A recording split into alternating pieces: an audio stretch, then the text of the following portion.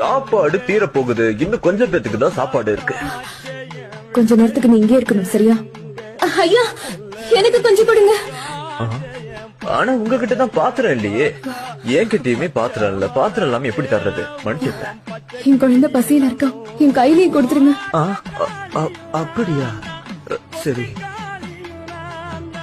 இது அவகிட்ட கொடுத்து தொலை. சரிங்க ஐயா.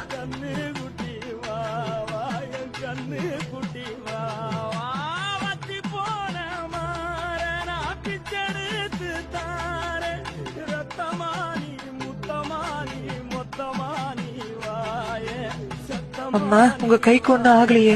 எனக்கு ஒண்ணும் இல்ல. இப்போ நீ இத பொறுமையா சாப்பிடணும், சரியா?